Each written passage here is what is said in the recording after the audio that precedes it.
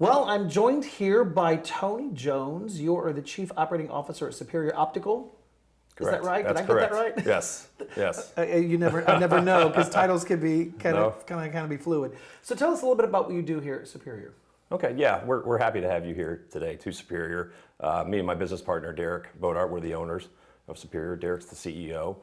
We bought Superior about 8 years ago and have grown it into really a major company within the Jackson County, Mississippi area. Very proud of the contributions we've made to Jackson County and look. But we manufacture eyeglasses. Our primary customer is the Veterans Administration, and so we produce a couple thousand pairs of eyeglasses every day. We have the capacity to do between 6,000 to 8,000. That's impressive. So it is Suicide Prevention Month, and you have a very unique story. Would you like to share that with us? Yeah, my wife and I, our son Preston, we lost Preston in October of this past year. He was 18 years old. We have a daughter, Lauren, as well. She's a grad student at the University of North Carolina, Chapel Hill. Very close family, very supportive family of aunts and uncles and grandparents. Preston was just a ordinary kid going about his life. Very excited about his life, very excited about his future, but I think a little scared. He always said about Preston, his emotional intelligence, his emotional IQ was very high. He was very sensitive to people, and the one thing about him is he really cared. He really very personable, very loving kid. But he felt like anytime he disappointed somebody, he really took that to heart. And he was going through a transition in his life where he was going from high school to college. We had no idea that Preston had some mental health issues. He was an active kid, very athletic, very popular in school, lots of friends. And one night after one of his lacrosse games in April of 2023, on his way home, he decided that he was going to attempt suicide. Not something we would have thought of in a million years. We had talks with our kids about always coming to us if there were concerns. And ultimately, around 11 o'clock that night, they have these different apps where you can see where your kids are. And we noticed after the game, he never came home. And so my wife checked the app and realized that his car was stuck in one location. And so she drove up there wondering what was going on, and at that point saw the fire trucks, the ambulances and whatnot, and realized that Preston had made an attempt on his life. He was in the hospital 7 days. He was essentially in a coma for 3 days as his brain was swelling. When he got to the ER, I was there.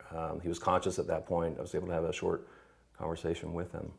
But ultimately, he made it out of the hospital, and we got to have some conversations with him and get him the help that he needed, whether it was a therapist or a psychiatrist, psychologist. We definitely got him the help that he needed to be able to kind of realize how you cope with these situations. His coping mechanisms, as I've said, were not that strong. I mean, he would just kind of spiral. So that's kind of how this whole thing started.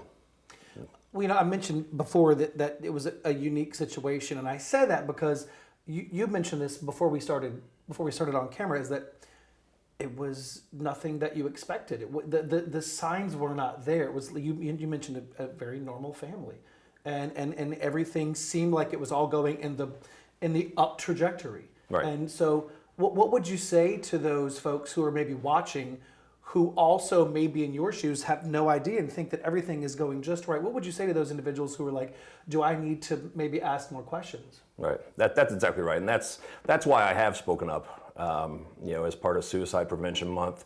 I know Mental Health Awareness Month was a couple months back. Sharing Preston's story, because we had no idea.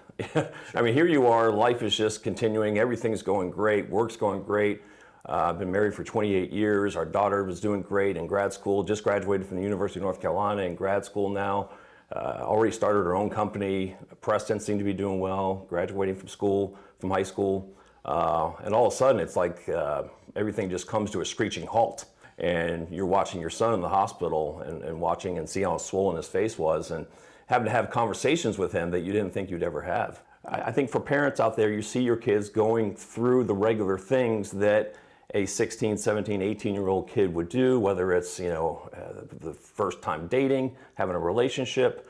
And so what we're doing now is trying to take what has been a very negative situation, turning into something positive, creating awareness about mental health, creating awareness about the signs to look for. And ultimately what happened with Preston is he survived this accident. He went through the next year and a half of his life with us thinking that he was doing better. And yet he took his own life. Despite having those conversations and despite the regret that he had, he still decided that I couldn't survive with the fact that maybe I disappointed people. But ultimately, when you're contemplating suicide, you're looking at life through a straw. You're facing a situation and you're not looking, you have blinders on, you're not looking at anything else but wanting to get out of that situation. Sure. You're numb. You're numb to everything. You're numb to everything around you. You're numb to the people that love you. You're numb to everybody here at Superior Optical that I know cares for me. No, I would never take my own life. I could see how somebody would want to. Right. And so if I can share these feelings that Preston had, where while on the outside it looked like everything was fine, that he had great friends, was starting out college just fine, what signs do you look for, right? Right.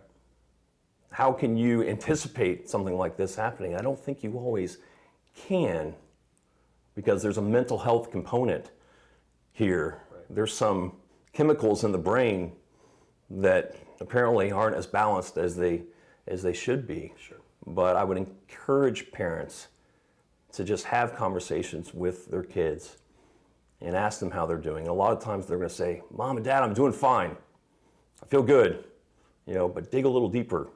Put down the phone, look them in the eye, and ask them how they're doing without any noise around you.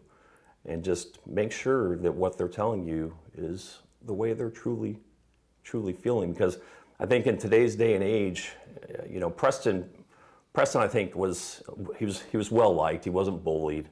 We didn't have to worry about anything like that. But that is an issue. Sure. With a lot of these kids today too. There's a lot of, whether you're being bullied, whether you're experiencing different pressures, things like that.